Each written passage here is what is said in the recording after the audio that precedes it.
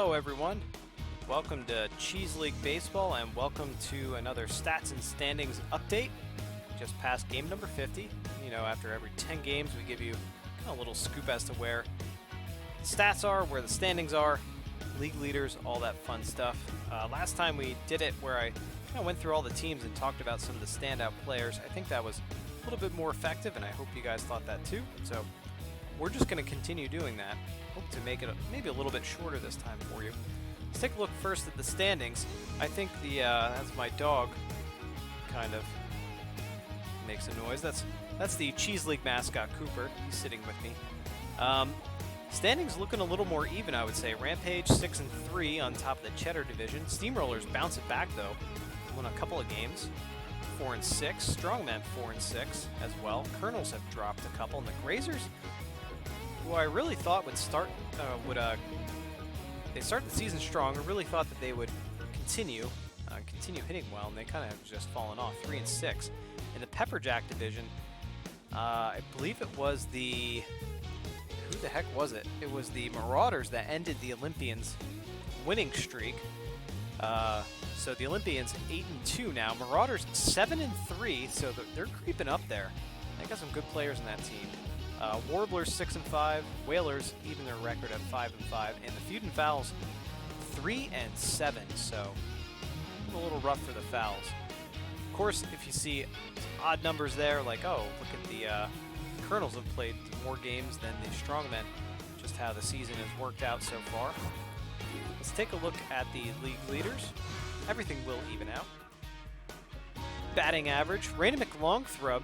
I think we're going to start seeing a lot more Marauders on this list. I'll just say that. Raina McLongthrob now has the highest batting average over Amos Yellow of the Grazers. Bernal there from the Olympians. Gentry from the Marauders as well. Hilldown, Serenity Hilldown has been looking really good for the Strongmen lately.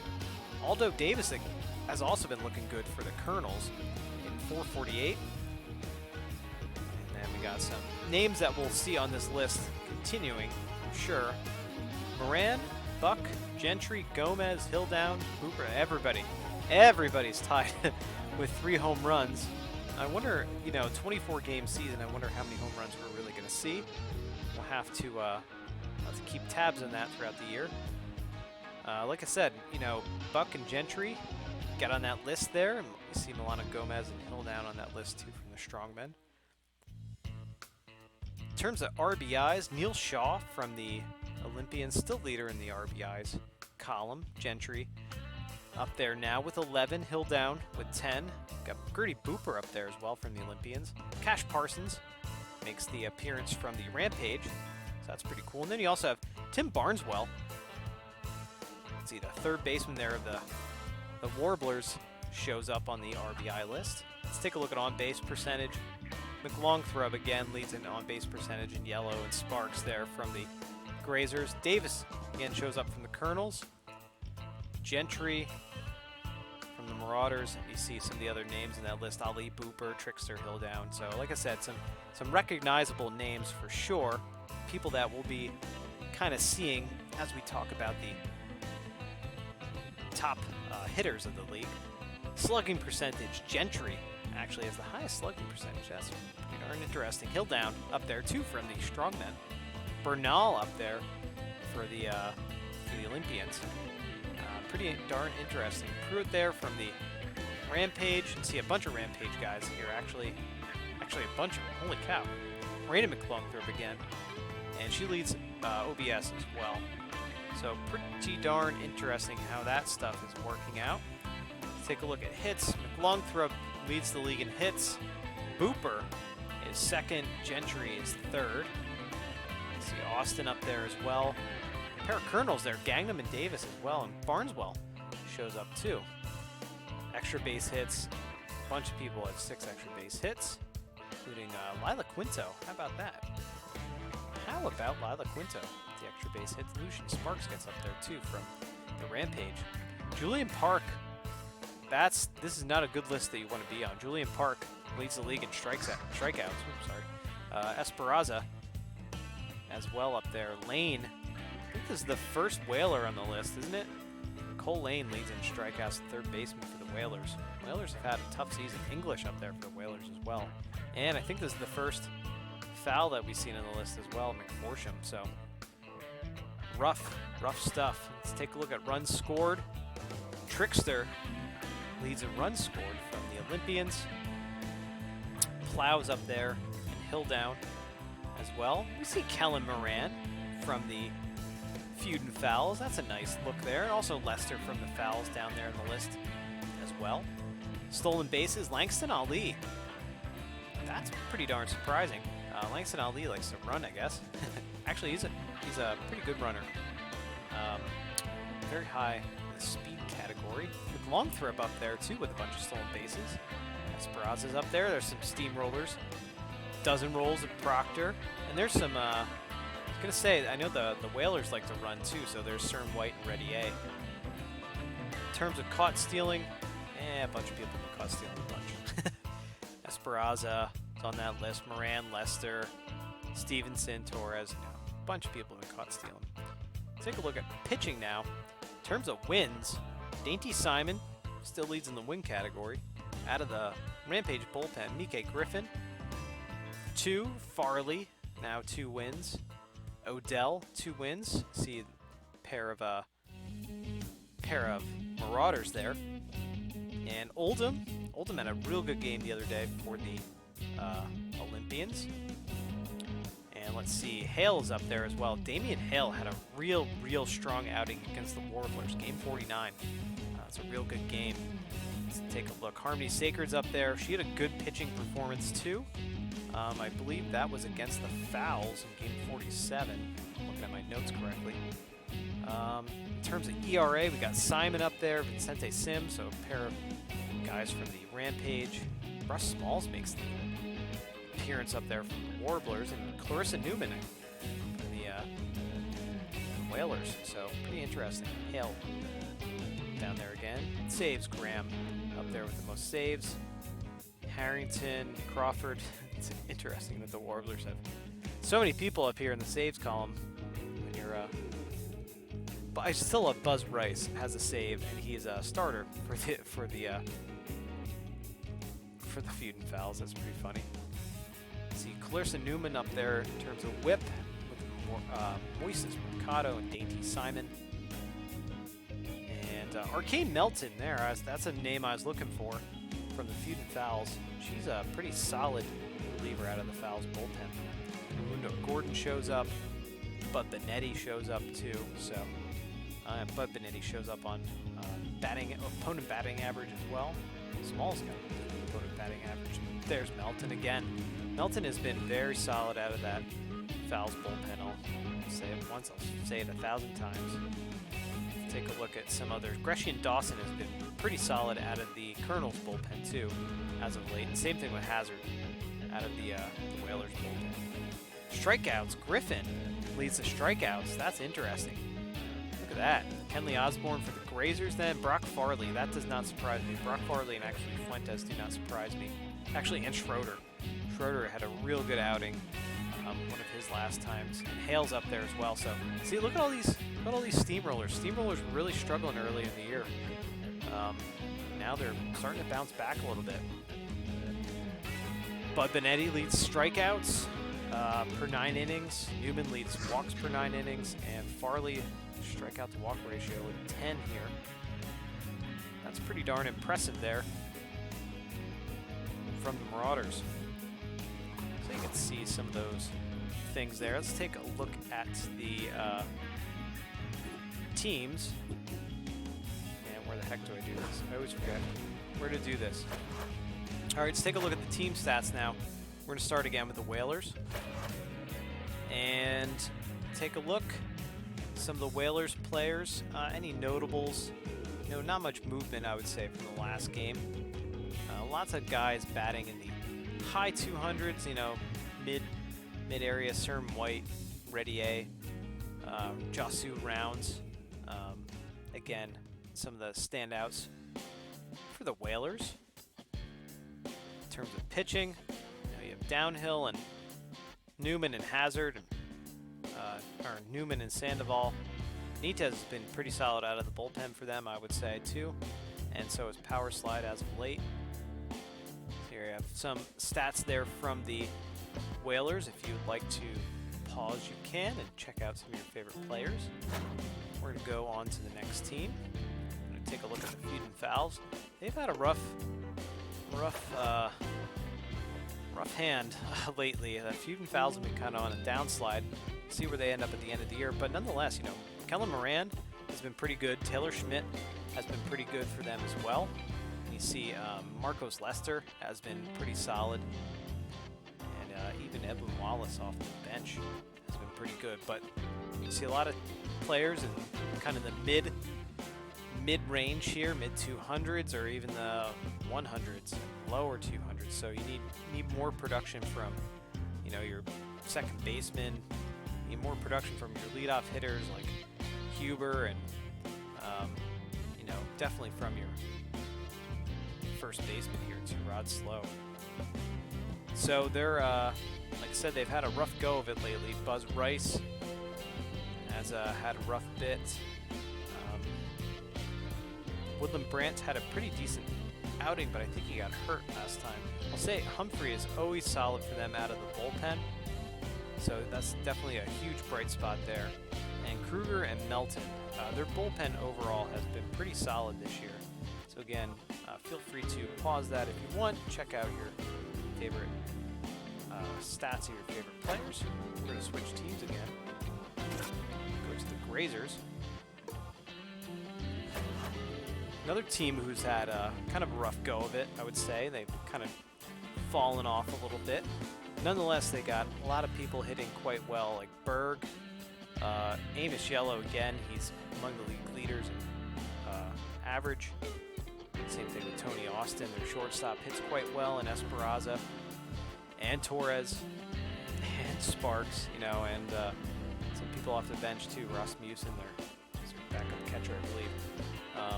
So yeah, a lot of people here have been having a good go of it lately. In terms of pitching, Houndstooth is always solid for them. Let's take a look here. We've had some rough games lately. Trying to look for some of their... Dixon, I think, had a rough outing his last time, if I do recall. I think that was against... Kenley Osborne had a rough game too, I think, against the Warblers. I think Dixon had a rough game too against the Steamrollers, but nonetheless, feel free to pause it again. But I think the Grazers are going to have to bounce back. They're going to have to do something, change something up. You can't rely on the same group of people to kind of always carry your team. Colonels have been a nice surprise as of late, really stepping it up, I would say. Lots of production here from Davis for sure. Gangnam's been pretty good lately. Even Samford has had some clutch hits. Same thing with Jeffries. Jeffries has been pretty solid in the field as well for them. Need a little bit more production from their leadoff guys like Hendricks and Corbin Fry. Yeah, Davis has been hot. He was juiced the other day. Sacred pitched quite well for them the other day against the Fowls. And let's see. Burdock was roughed up a bit during his outing, his last outing. And I think he had to come out of the bullpen too during the game before that. So he was kind of just tattooed all over the place. Dawson has been pretty solid for them out of the bullpen though, and so is Alejandro Park. And Linguino's pretty decent. I would say, don't look at that 13.5 ERA. I think Linguino's actually been a pretty solid reliever for them. That's just my gut feeling here. So again, feel free to pause it if you want to check out your favorite player stats. We are going to move on to the Marauders, who have been absolutely on fire lately. Take a look. Raina McLongthrope has been on fire. You can see Raina McLongthrope on fire, Tugger Gentry on fire, lots of players, even Quinto, Buck hitting 270, 261. Lots of players hitting the high 200s. You know, above 250 is pretty respectable. Wilder Plows hitting 294. You know, need some more production from their center fielder here and from their catcher who leads the league in strikeouts. We just found out. And Pepperonis needs to step it up a little bit, although he's had a couple of clutch hits. So the Marauders have really kind of closed the gap a little bit in the Pepperjack division, where the Olympians were kind of running away from it, running away with it. So game number 48 was a good one. If you've not seen that game, I highly suggest you go back and watch that game. That was a good one against the top two teams in the Pepperjack division. Brock Farley had a real good outing. His last one up, and so did Flavio Yoft. Flavio Yoft has been good. You look at these ERAs here, 1.93 and 2.7. So looking good there. And Odell came out. Odell came out of the bullpen the other day. He was looking good as well for them. So again, feel free to pause it. We're going to move on. Let's look at the Marauders there. And speaking of the Olympians, team that they're kind of chasing. Here are the Olympians. We see Shaw there leading the league in RBIs. I mean, just this team has been pretty solid right from the get-go. 467, 432, 367. I mean, just look at these averages. It's just ridiculous. You know, need more production from guys like Marty Hull, but he had a 2 home run game the other day. Ellie Mullins needs to pick it up, I would say. And same thing with Liam Bowles, who's kind of been struggling. But even like Spencer Panada needs to step it up, and I'd say Werner Fowl improved his average quite a bit since the last time we looked at these stats. Finley Oldham had a real good game, one of his last outings. Same thing with Ariel Fuentes. Bobbert got roughed around his one time. And seen Bugles come out of the bullpen a couple times as well. And I think Bree actually may have even come out of the bullpen too once. But that's a look at the Olympians. They've had their winning streak squashed by the Marauders. Like I said, game number 48, good one to watch. We're going to switch teams now again. Take a look at the Rampage. Team who's still at the top of the Cheddar division, even though there's lots of movement underneath them. Take a look here. Again, Kellen Webb, Miles Pruitt, Kyan Baker, their DH, Valentino Chang, and Lucian Sparks, and Cash Parsons. You know, some of these solid hitters for them. They do need more production. Micah Gilmore is an A-rated power hitting second baseman. There's no reason he should be hitting a .174. You know, Casey Prowse is 286. That's pretty respectable. They've just been a solid team, solid lineup pretty much all year. Parsons, one of the league leaders in RBIs. Colorado Buchanan. I'm trying to think if he pitched against the Strongmen, I think the Strongmen ended up winning that one. Can't be too certain. Forget that. Feels like it's like ages ago. But you know, that's Buchanan. He had a pretty decent outing.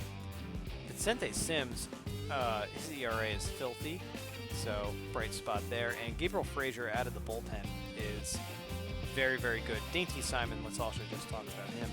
He leads the league in like so many categories here. But again, he's only been in 5 games. So we'll see how that works out. Also, Marcos Graham, their closer. Actually, it might even be a B-rated closer, but nonetheless, that's how the Rampage work out. Again, just a solid lineup through and through. They're going to be a force to be reckoned with for sure in the Cheddar division. Let's take a look at Steamrollers, who is the team probably with the most dramatic change. They were 1 and something the last time we looked at these stats, and they've improved, and I think they've improved off the bats of Annika Proctor, Chuck Rockett, Kurt Johnston, Shepard Pace, and probably that's it, honestly. Everyone else on the Steamrollers is kind of struggling. You see Dozen Rolls isn't even hitting 100. And some of the Banjo Crane, although Banjo Crane did have some key hits as of late in some of these games. So definitely this team is something that needs to step it up. Kai Best actually had a couple of key hits too, I think.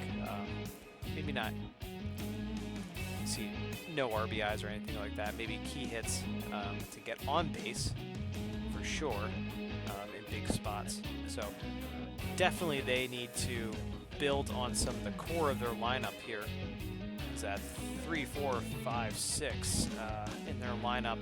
That heart of the order is really kind of carrying them lately. But they're also being carried by outstanding pitching performances by Cardasco Schroeder and Damian Hale.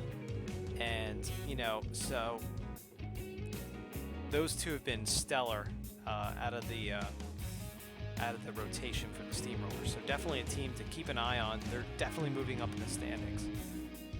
As we switch teams here, go to the Strongmen. Another team who has kind of surprised me as of late. Mostly because they've won some big games, and Ali has been absolutely on fire lately too. Hilldown's been quite solid for them. Everyone else is really struggling, with the exception of Milana Gomez, but she's not really their, I think she is their everyday catcher at this point. Flounder had a couple of key hits, their backup catcher for them. But yeah, outside of those couple of players, you know, another team that has to really step it up. They can't just build off of, can't just have Ali and Hilldown kind of carrying your team, or Gomez. But they've had good pitching performances. Drill Woolmate pitched really well lately. Cynthia O'Donnell pitched pretty well. I say that even though the inflated ERA there, but good performances out of the bullpen from Albright and Wise too. So definitely a team to watch out for. They're moving up in the standings as well. I would say I'm pretty confident of that. And last team, let's take a look at here is the Warblers. Warblers, pretty even team throughout. It's interesting, really no standout players outside of Tim Barneswell. You know, Warblers are kind of just middle of the road right now. You see Gray Rose, 273. Other than that, we have McLongthrope, who had a rough couple of games, I'll say that. McLongthrope doesn't have as many strikeouts actually as I thought he did. But and Holloway's coming off the bench a couple times and it's been pretty big for them. But you know, not a lot of Warblers players. The Pastel crew not hitting too high in terms of average. So we'll have to see how that pans out. Griffin has had a good outing lately. I believe Ian Duke and Nick Hammond actually had pretty decent outings for them as well. Middleman's been pretty solid for them out of the bullpen, as has been Clemens. So some bright spots there for the Warblers. So if you're a Warblers fan, as we go back to the Whalers, actually, if you're a Warblers fan, I would say there is hope. Let's go back to the standings. So yeah, they're climbing up in the despite not having some, you know, players with super high inflated averages like we see on the Rampage or the Marauders or the Olympians. They're still in the third place in the third place here in the Pepperjack division. So the Warblers are crawling up. They're right in it. And as are the Steamrollers and the Strongmen, you know, they are right in it as well. So things to watch out for as the season continues. So that is it. That is an overview of our stats and standings after game number 50 here. So thanks so much, everyone, for checking us out. Game number 51's coming up soon. And yeah, there you have it, folks. Have a good one. And we'll check you out next time. Be sure to like this video. If you do, subscribe to Geek Cheese here on YouTube and follow us for Cheese League standings and standings and updates and schedules and all that fun stuff on Twitter, geek_cheese. All right, folks, have a good one.